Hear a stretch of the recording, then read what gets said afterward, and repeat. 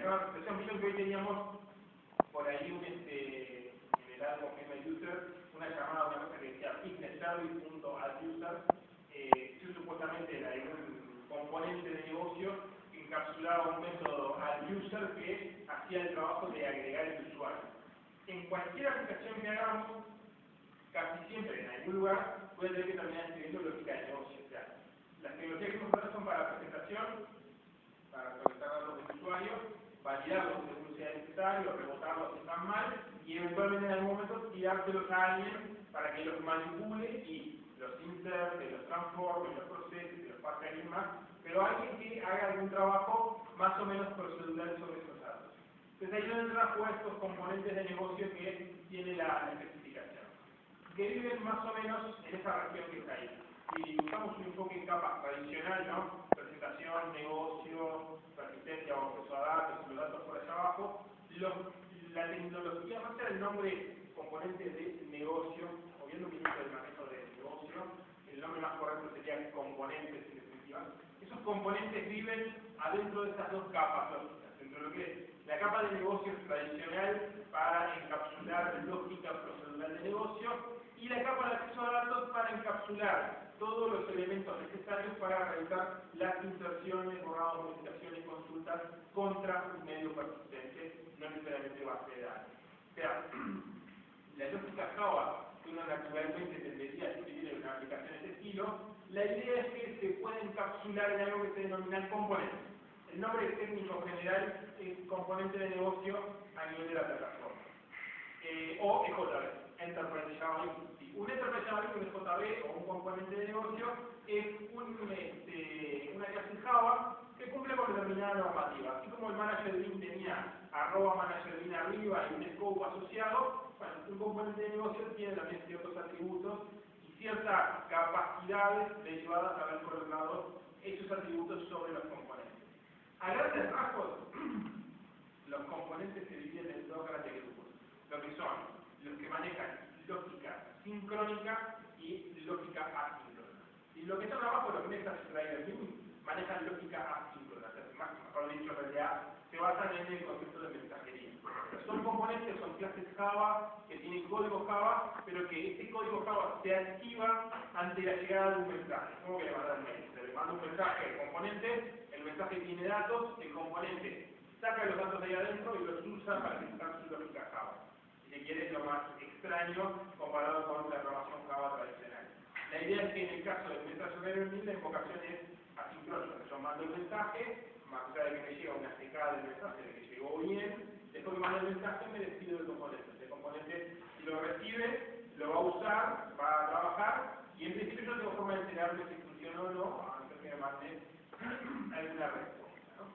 El otro tipo de componentes del que uno tendería a, como que decía, a asociar más con la programación Java estándar es el session bin. El session bin, el nombre session viene por el hecho de establecer una sesión entre quien hace la llamada, se ejecuta y después se retorna un resultado, por eso el nombre session bin. Son componentes sincrónicos, son clases Java que tienen métodos, esos métodos tienen una determinada firma, y lo que ocurre es que un cliente llama a un método, ejecuta el método, y cuando termina de correr el método, en general lo que se hace es devolver el control. Estos componentes se dice claramente que la lógica es sincrónica porque hasta que no termina de ejecutar el método o hasta que revienta una excepción, en realidad no se le devuelve el control del llamador. ¿Sí? Hoy día estos componentes también soportan invocaciones asíncronas en realidad, pero lo más natural en principio, lo más de propósito general es tener invocaciones síncronas. ¿No? Estos componentes, que son el 99% de una aplicación, pero la capa de negocio en el medio, o la capa de persistencia, lo que más me voy a encontrar van a ser componentes de tipo session bin. Estos session bin se abren en dos grandes categorías, lo que se denomina sin estado y con estado. ¿Sí? ¿Cuál es la diferencia entre uno y otro? ¿Sí? Esto es, por ejemplo, un componente book JB, ¿sí? Que no tiene estado. ¿Sí? La forma de definirlo, @stateless, arriba, la anotación que me define un session bin sin estado es @stateless. Después, como ven, ahí es un caso muy básico, public class book JB, y después tiene dos métodos, find book by ID y create book. ¿Lo ven?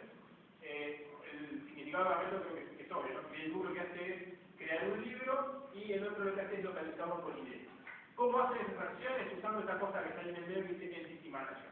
Para quien no haya visto, este Entity Manager representa una conexión con la base de datos. ¿Sí? Es un objeto de JPA que lo que representa es una sesión de trabajo contra la base de datos. ¿Qué pasa con el Entity Manager? Vieron que arriba dice @persistent content unit name library. ¿Lo ven? Eso es una notación de inyección. Lo que estamos haciendo ahí es inyectando una instancia del Entity Manager que ya está conectada a la base de datos. O sea, el servidor de aplicaciones lo que hace cuando voy a trabajar con el buque JB, lo que hace es crear una conexión a la base, cargar la instancia del Entity Manager con esta conexión y la deja pronta para que la puedan usar desde los métodos, que es book y findbook. ¿Okay? ¿Por qué funciona todo eso? Porque el buque JB está anotado con @statement. Y el buque JB, al tener @statement arriba, se lo está catalogando como un componente empresarial que soporta, entre otra cantidad de cosas, inyección de dependencias. Y también soporta transaccionalidad, seguridad, etc. Una cantidad de cosas, servicios extras, que están asociados al hecho de ser @statement, de ser un session key. ¿Ok? Entonces, eso es un ejemplo básico de lo que es un EJB, ¿no? ¿Se lo veo? Ahí lo dice el mail igual a la isla. Sí. ¿Qué contexto después vamos a ver más detalles, ¿no? Para no entrar mucho ahora en lo que es persistencia, si querés ver de una forma, el library le indica dónde está la configuración que se conecta con la base. Y ese library que está ahí, por ejemplo, es un poco del modo en el que estés trabajando, pero por ejemplo, el library ese te permite encontrar lo que se llama la unidad de persistencia, de ahí el nombre de persistent content que está arriba. Esa unidad de persistencia, adentro, lo que tiene es, por ejemplo, en algunos casos, el driver de conexión a la base, el usuario, la password, la URL de la base de datos. O en el caso de un JBoss, por ejemplo, tiene el nombre del data source de la base de datos. Entonces ahí te permite engancharte con lo que te conecta con la base. Y que puede definir de alguna manera con general si nosotros siempre lo mismo, ¿no? Claro, sí. Este library que está ahí en realidad está metido fuera, en XML, por ejemplo, que está asociado a la aplicación. Entonces, por todos lados, si vos querés referenciar la misma base, necesitas el library que está ahí. No vamos a ver cuando hagamos persistencia, pero un poco en definitiva, si querés asociarlo de alguna forma, como que esto representa la conexión. ¿A ver, luego? En definitiva, con respecto a lo que es el JB, no sé si lo van a anotar, pero en definitiva es bastante sencillo en realidad construir un JB.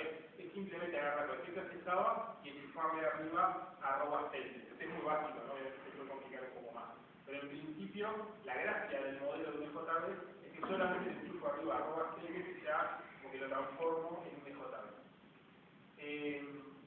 ¿Qué pasa con los JB? Lo comentamos el primer día, creo, pero en definitiva, para que funcione, yo lo tengo que empacar adentro de un módulo. Puede ser un módulo de JB, puede ser un WAR, en realidad, con cuerpo que sea dentro de cualquiera de esos dos, lo tiramos dentro del servidor y ya empieza a funcionar. ¿Qué es lo que pasa con un JB? ¿Sí? La característica central del JB es que los métodos, como el findbook y el createbook, encapsulan la lógica de negocio de la aplicación, pero esta lógica es reutilizable. Cuando uno hace una aplicación común y corriente, no es una aplicación Java cualquiera, y define un componente de negocio que tiene esos métodos, en realidad, generalmente esos métodos son propietarios de la aplicación. Si después hago otra aplicación distinta que necesita usar los mismos métodos, el mismo componente de adentro, ¿qué es lo que hago generalmente? Agarro ese componente, lo copio y lo dejo disponible en la nueva aplicación. Cuando trabajo con EJB, la idea es que el EJB, el componente, es una unidad reutilizable entre aplicaciones. O sea, la lógica se puede reutilizar de más de una aplicación web, por ejemplo. ¿Sí? O incluso se puede acceder remotamente. O sea, podemos tener aplicaciones web u otras aplicaciones en otros servidores y lo que se puede hacer es entrarle a esa lógica, llamar a esos métodos remotamente sin demasiada complicación. Y un poco la idea esta, el EJB lo que hace es, además de darme servicios, para que la lógica sea más fácil de implementar, además hace reutilizable esta lógica de negocio. O sea, como un poco lo que hace es darla fuera de lo que es una aplicación exclusivamente y dejarla disponible para que cualquiera lo pueda utilizar, ¿no? Entonces, ¿cuál es el componente más común? Es el stateless session bin. Y el stateless session bin es un componente bastante simple, bastante eficiente, que opera en una modalidad de buleo, en realidad. ¿Qué ¿Qué es lo que hace el servidor de aplicaciones? Esta cosa que está acá, tiene acá este book JB, representa un EJB en realidad. Cuando el servidor de aplicaciones levanta, o sea, cuando levanta el módulo que tiene esto, el servidor agarra bien, ve el book JB y detecta que es un EJB de tipo state. Entonces, ¿qué es lo que hace? Lo primero que hace es, para ese EJB, para book JB, genera un pool de instancias. Un pool de instancias que tiene, por ejemplo, 100 instancias de book JB. Entonces, ¿cómo funciona un stateless session link? Cuando viene un cliente, este que está acá, y quiere llamar a un método, le pide al container del servidor de aplicaciones, quiero una instancia de book JB. O ahora como que la quiere, ¿no? Pero el objetivo dice, quiero una instancia de este componente. El servidor de aplicaciones dice, ¿cómo no? Va al pool, agarra una instancia y se la da en exclusividad al cliente 1. ¿Sí? Y ahí el cliente 1 empieza a correr el método, ¿no? O sea, puede estar todo el tiempo que sea necesario corriendo el método que él quería llamar de la instancia 1 de ese JB. En este momento viene el cliente 2. Y el cliente 2 dice, bueno, ahora yo quiero llamar a otro método de book JB. Como no, agarra el servidor de aplicaciones, va al pool y saca la segunda instancia que tengo de este componente y se le da al segundo cliente. ¿Ok? Y cuando viene el tercer cliente, el enésimo en este caso, y dice, quiero correr, como no hay más instancias libres, se queda trancado. ¿Ok? ¿Se entiende la idea? Lo que tenemos es un pool de instancias y lo que hace el servidor de aplicaciones es otorgar una instancia al cliente que quiera hacer la invocación. Entonces esto tiene una consecuencia bastante importante. Y la primera es que los componentes de JB en realidad están administrados por el servidor de aplicaciones. Segundo, que los clientes se lo piden al servidor de aplicaciones y el servidor, de parte del cliente, agarra una instancia y se la da al cliente para que la pueda usar de forma exclusiva. Y como consecuencia de eso, los EJB son componentes monohilados.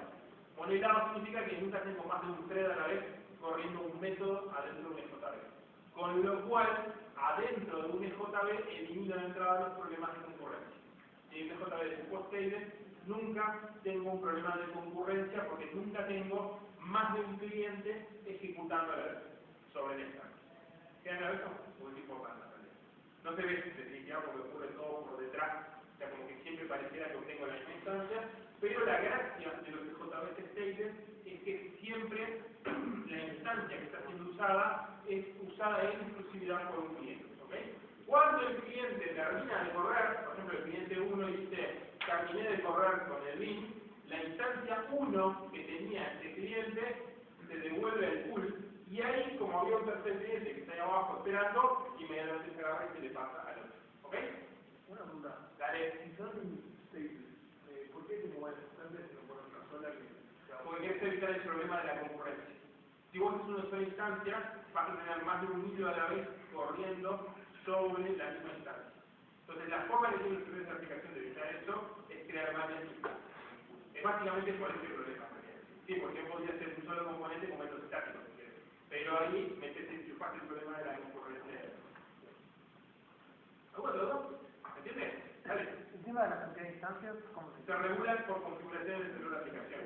Eso es propietario del servidor, pero es bastante fácil de encontrar. En el caso del JBoss, por ejemplo, basta los archivos de configuración de Docker, pasa la parte donde se configura lo que se llama el pool de instancias de estas cosas, y ahí le cambias el número. Por ejemplo, es 100, pero están configurados, depende un poco del algoritmo que usan, porque algunos lo que hacen es, por ejemplo, arrancar con un número según la carga que le está llegando, crece un cacho, y baja la carga, se chica, o sea, tiene un manejo bastante flexible e inteligente, ¿no? Pero voy a cambiar esos números si querés, también puedes cambiar la política de crecimiento, pero todo eso es propietario del servidor en realidad. No es algo estándar que la especificación te define. Lo que la especificación te define es lo que acabo de explicar, ¿no? De que tener un pool, X cantidad de instancias y cuando tengas instancias. ¿Okay?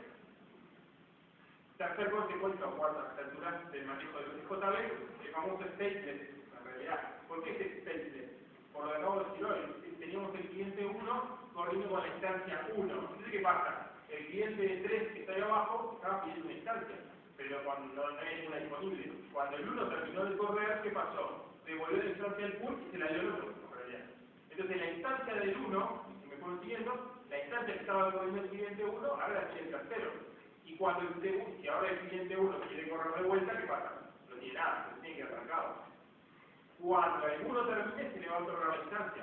Pero ¿qué es lo que pasa? No está garantizado que sea la misma instancia que está usando. O sea, puede pasar que de repente ahí termine el cliente 2 y la instancia 2 se le da al cliente 1. O sea, en el caso de los stateless, no está garantizado que siempre que llamo a un método sea sobre la misma instancia del componente. ¿Ok? Eso es lo que facilita o lo que le da escalabilidad a este tipo de componentes, porque con pocos puedo ir repartiéndolos entre todos, en realidad. Porque no siempre pasa que tengo 100.000 clientes entrando a la vez y todos quieren ejecutar a la vez. Puede pasar, pero estadísticamente no pasa en las aplicaciones. O sea, hay una cierta distribución, según la lógica, según el tipo de componente, según la hora del día, etcétera, que lo que hace es que generalmente se intercalen las llamadas. Entonces, en realidad, como que con pocos componentes puedo, se lo doy a uno, se lo doy a otro, se lo saco, se lo doy, se lo doy, y en definitiva voy repartiendo el uso de las instancias entre muchos componentes. O sea, no es raro, por ejemplo, que con 100 puedo atender a 10.000 de repente. O sea, puedo tener una cantidad muy grande de instancias, porque nunca todos son concurrentes a la vez. Sí están ejecutando la aplicación en paralelo, pero nunca están en el mismo momento ejecutando la misma lógica. Que no quiere decir que tenga mala suerte y justo haya un caso, entonces ahí habrá que estudiar y de repente agrandar el pool o cambiar un poco la estructura de la aplicación. ¿Se entiende? Entonces, ¿qué pasa? Que en stateless, un poco en stateless, en este caso, como que no pasaba mucho, yo cuando estoy usando un stateless, ¿qué cosa no debería hacer porque es peligrosa? No debería guardar nada en un atributo de un stateless, porque de repente llamo un método, guardo algo, y cuando llamo un segundo método, ese algo no está, porque no necesariamente me dieron la misma instancia del componente. Entonces, como regla general, salvo para cosas que no importa que me den una u otra, como la conexión a la base, pero para otras cosas, en realidad, todo lo que tenga que ver con un determinado método, me conviene resolverlo, lo tengo que resolver adentro del método. O sea, debe depender solamente de los parámetros que me llegan, la ejecución de lo que está dentro y el valor de retorno. Nunca debería depender de un atributo de la clase, a menos que el atributo sea inmutable, o sea algo que solamente lectura, o que no importe que le caminen por arriba. ¿Ok? Esa es un poco la regla general de los stateless. Como que no está garantizado que se mantenga el estado, por eso el stateless de la definición de los componentes. ¿Ok? En general, como lo que me interesa representar es lógica procedural ahí, la lógica que recibe argumentos hacia algo y genera un resultado, son el mejor tipo de componente para modelar eso. Porque es el más rápido, el más escalable, el que menos consume y el que más cantidad de clientes puede atender. ¿Okay? Y además que es fácil de implementar con una arroba stateless. ¿Alguna duda? ¿No? No es un método que sea como separar la uso de limpiar la variedad de no, eso es complicado. Y un poco también lo que hace, ya que mencionas esto, lo que hace también el modelo este es tratar de algo simple en realidad. Ese tipo de situaciones ya te obliga a, por ejemplo, reservar el uso para alguien. O sea, limpiarlo para que alguien lo use después, capaz que necesita depender de quién es el que lo va a usar, ese tipo de cosas. Podés implementarlo vos en realidad, tipo onda, dentro de un método. Claro, antes de hacer la acción, llamarlo. Tenés también interceptores, en realidad, vos podés hacer una acción siempre antes de llamar a un método. Si querés limpiar el estado antes de invocar un método, puedes hacerlo con un interceptor. No lo vamos a ver acá porque en realidad es muy simple, pero uno puede ejecutar código antes y después de un método, automáticamente. Eso es un interceptor. También puede usarlo. Pero un poco eso ya queda en manos de quien está diseñando el componente. Si realmente te interesa hacer eso, pues podés armarlo bastante genérico, pero no es algo que venga por defecto en la naturaleza del componente. Como el componente lo que dice, vos guardás si querés, no tenés garantía en realidad de que esté cuando lo estableciste. Bueno, ahí un stateless de vuelta lo mismo, es bastante simple. Bueno, como contrapartida del stateless está el stateful. ¿Sí? El stateful es básicamente lo contrario del stateless. Es la situación en la cual para un cliente me interesa mantener una instancia exclusiva para un cliente. Entonces, en el caso del stateful, la idea es que cuando llega un cliente y hace uso de la instancia, cuando la pide, mientras mantenga la conexión, o sea, mientras mantenga la referencia a la instancia 1 va a estar siempre asociada al cliente 1, nunca se le va a dar a otro. El cliente 2, ¿sí? Cuando viene, va a tener la instancia 2 asociada al cliente 2. ¿Qué pasa con esto? Y bueno, me permite implementar cosas de este estilo, ¿no? Entonces llegan a ver ahí, pero es más como una especie de workflow en realidad, o de wizard en definitiva. Lo que tenemos es ahí creamos un libro, le metemos atributos, le guardamos cosas y lo mandamos a acumular adentro del shopping cart, en realidad, carrito de compras. Creamos otro libro, le metemos cosas y lo mandamos a guardar de vuelta adentro del state. Y cuando termine, hago el checkout. ¿Sí? Este tipo de modelado, ¿sí?, en el cual voy acumulando cosas adentro del componente para hacer algo al final, eso es para lo que me sirven los states.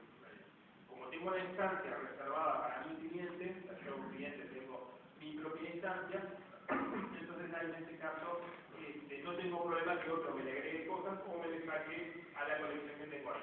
Ahí tenemos un shopping cart JB que tiene una colección de ítems, cart item, tenemos add item, remove item, get total, ¿sí? Son métodos que manipulan o consultan la colección.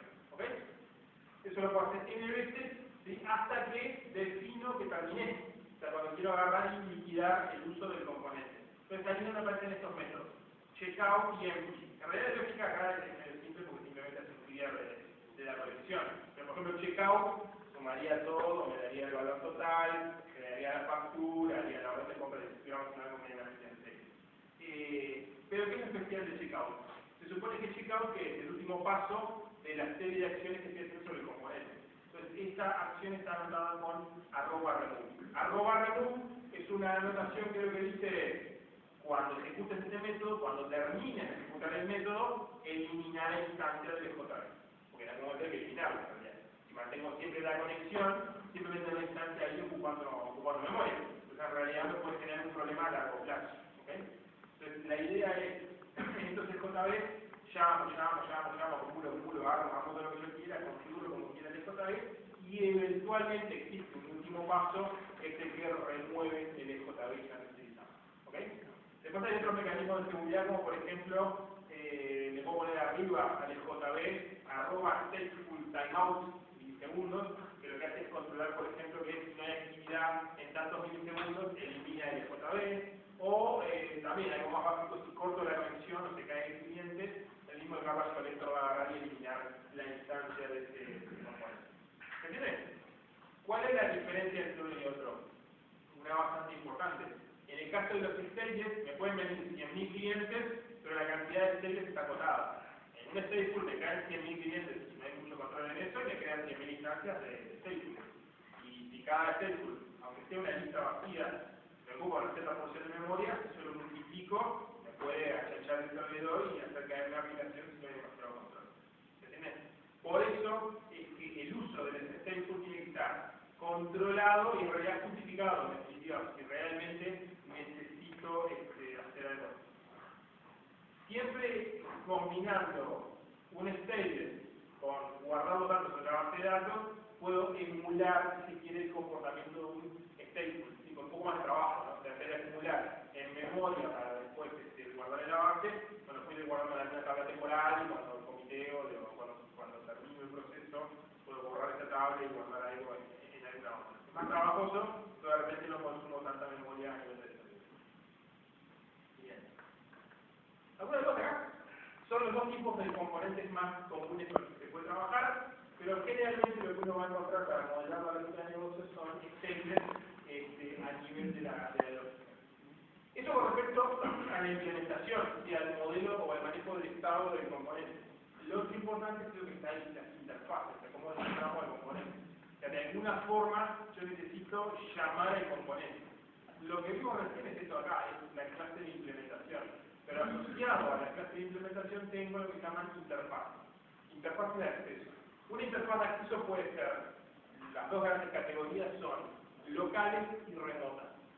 Una interfaz local, ¿sí?, es una interfaz que es utilizada por un cliente en la misma máquina virtual. O sea, tenemos el servidor de aplicaciones corriendo sobre una máquina virtual Java y tenemos de repente una manager link de JSDG que quiere invocar a un stateless en realidad. Todo ocurriendo dentro de la misma máquina virtual. ¿Qué hacemos ahí? Ahí usamos una interfaz local. Una interfaz remota ocurre cuando, por ejemplo, tengo una aplicación Swing afuera del servidor de aplicaciones que necesita llamar a un JB. Como está afuera del servidor de aplicaciones, está fuera del control de la máquina virtual que está corriendo el JB.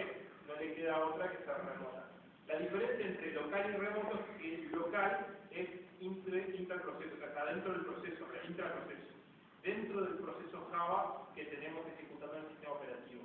Una remota implica que es afuera del proceso, con lo cual tengo que abrir una conexión de red entre el proceso de afuera y el proceso de adentro. O sea, hay una conectividad a través de la red. Esta conectividad a través de la red implica sacar valores de la máquina virtual Java, serializarlos, transformarlos en tiras de bytes, mandarlos por un canal de conexión, hacerlos llegar al JB, deserializarlos y pasarlos al JB. Y si hay valores de retorno, devolver todo al cliente. ¿Entendés? Con lo cual, el orden de magnitud de una llamada remota es muchísimo mayor que una llamada local. Si una llamada local demora 1, una llamada remota puede demorar 1000 en realidad. Estamos hablando obviamente de números muy chicos, ¿no? O sea, un picosegundo contra un milisegundo en realidad. Uno podrá decir, me importa 3 caramelos que demore un milisegundo, porque un milisegundo es muy poquito en realidad. Lo que importa ahí, o el tercer elemento que entra a jugar es la escala. No es lo mismo un cliente demorando un milisegundo en la aplicación que 100.000 clientes demorando un milisegundo.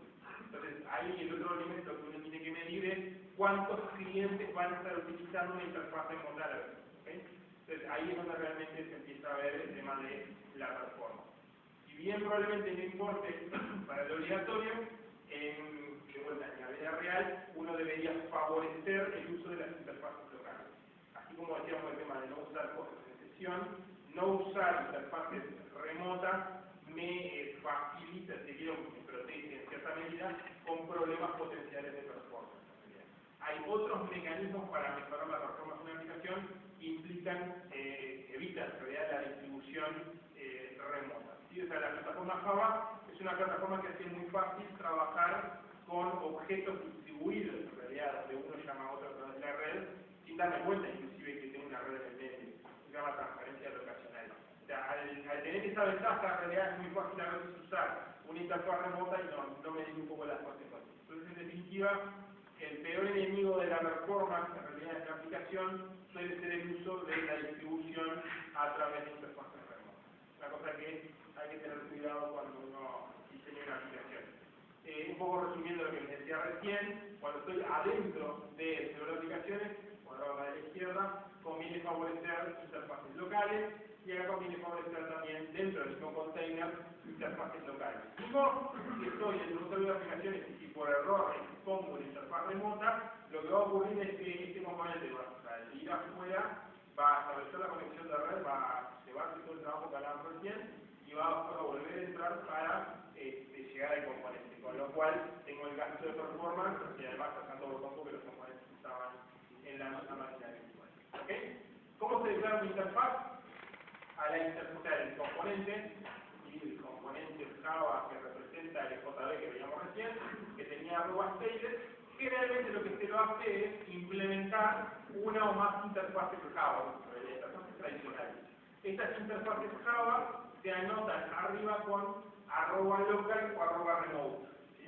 Esto es un indicador para cuando hago el deploy para decirle al desarrollador que find books y find cd pueden ser llamados por la interfaz local.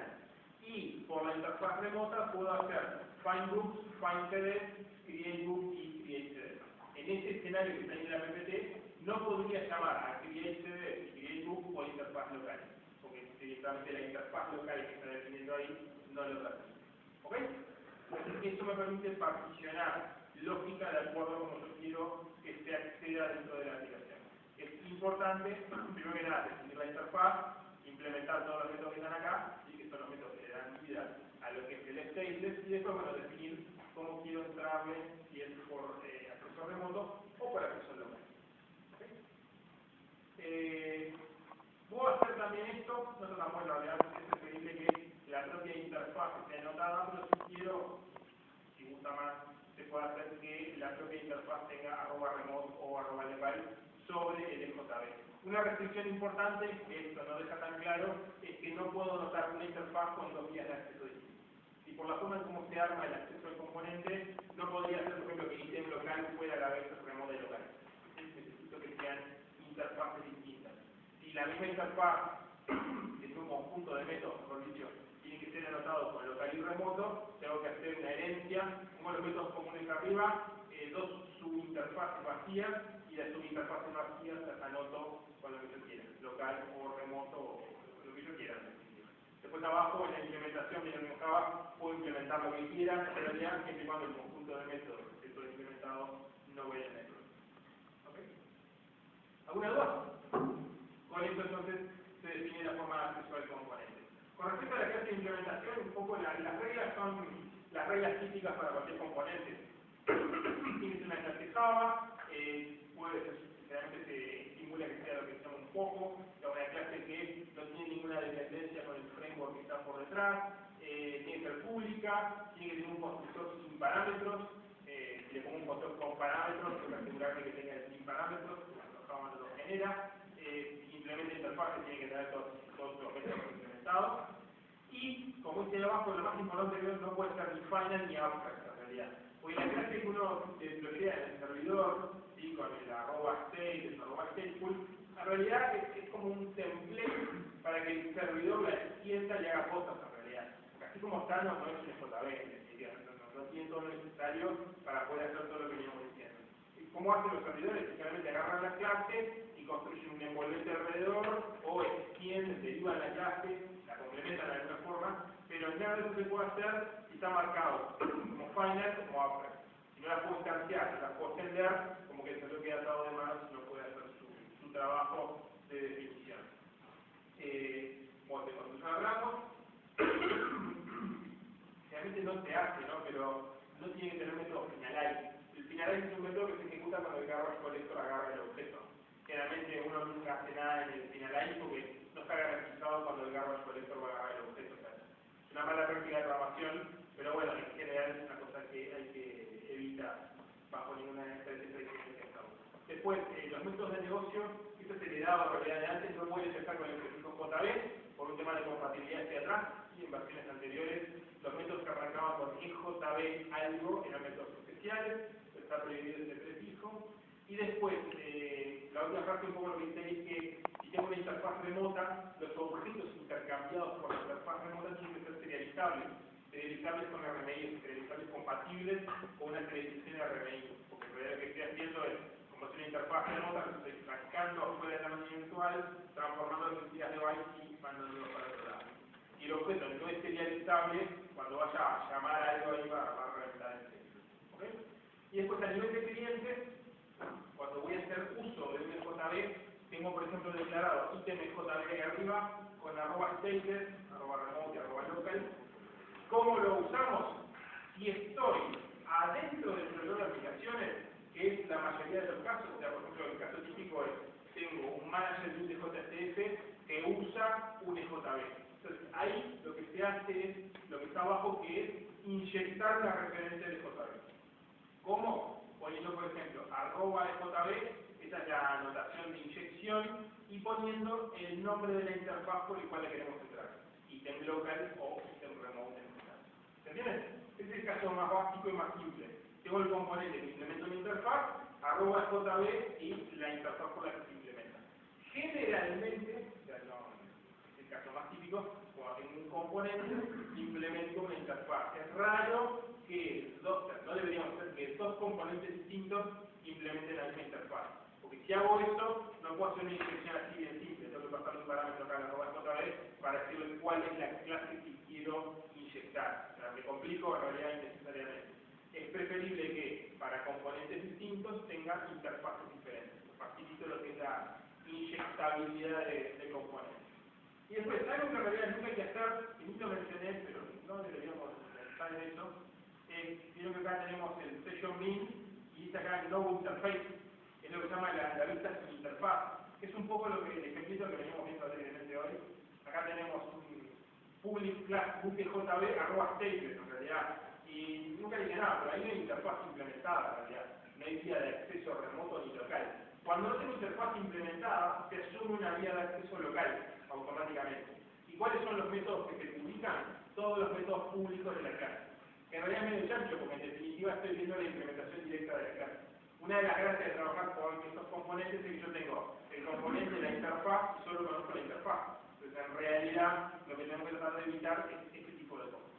Este tipo de cosas en realidad se llama, digamos acá en el ejemplo, el acceso vía no interface view en realidad, que es básicamente ver todos los métodos públicos.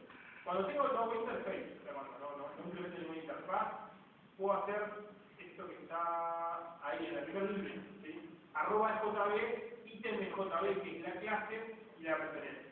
Pero si decido implementar una interfaz, ya no lo puedo hacer. Dejo de ver automáticamente la clase de implementación.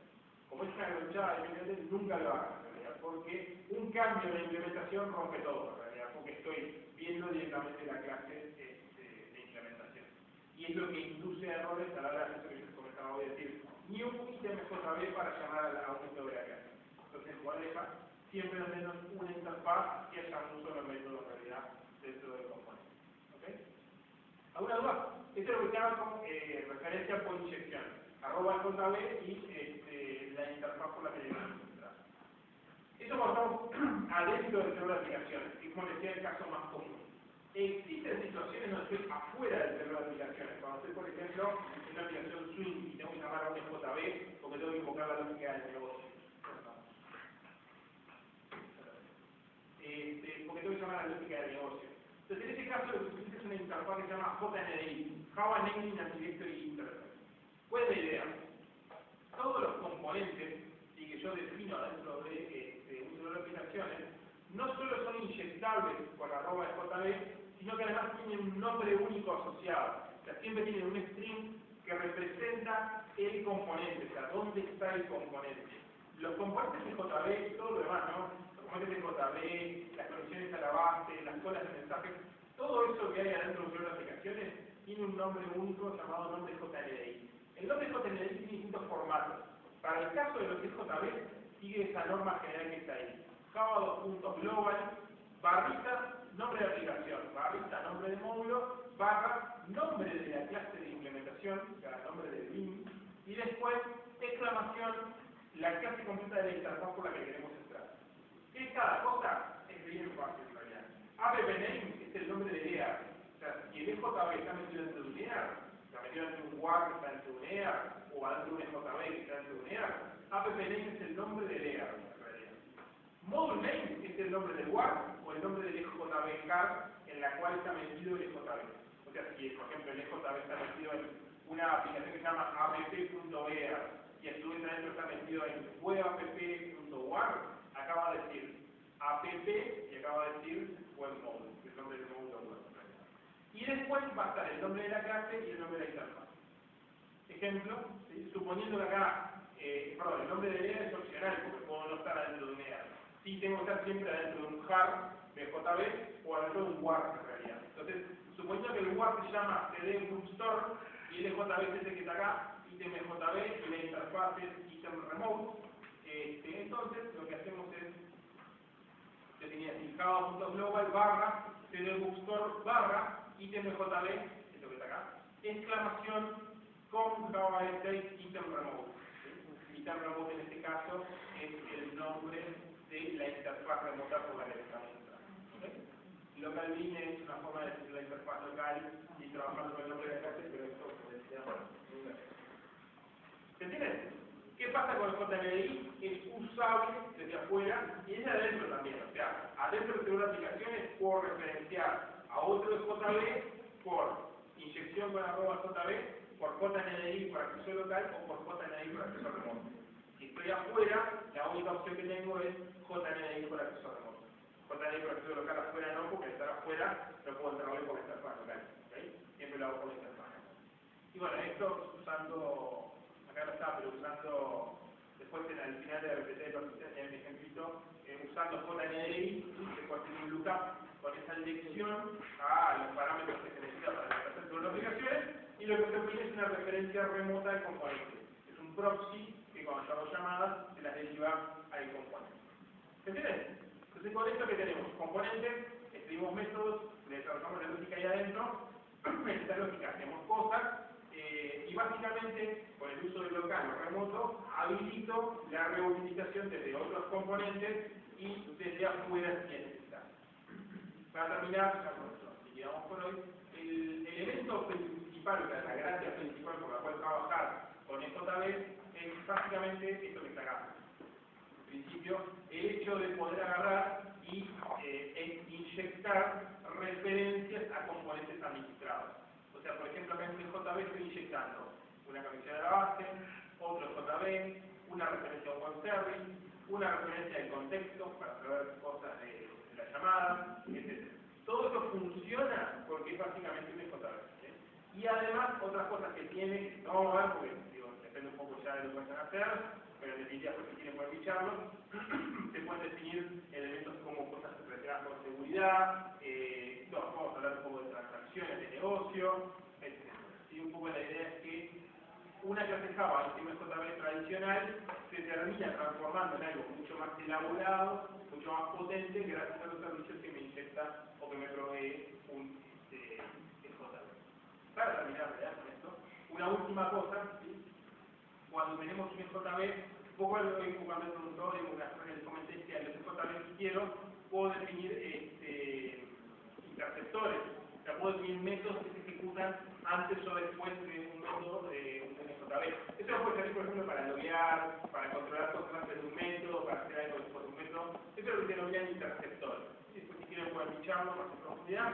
Digo, en realidad tiene un uso muy particular dependiendo de un problema concreto que quiera resolver. No está en el propósito general. Otra cosa que tenemos es lo que se llaman los callbacks, o cosas que puedo hacer según el ciclo de vida del componente. Por ejemplo, puede ser que sea interesante inicializar los datos de un EJB luego de que es construido. Hay un método especial que podemos llamar que se llama postconstruct, @postconstruct, por ejemplo. Entonces vamos a agarrar y aplicárselo a un método cualquiera de un EJB. Puede ser privado o público, no tiene por qué devolver nada y no puede recibir parámetros.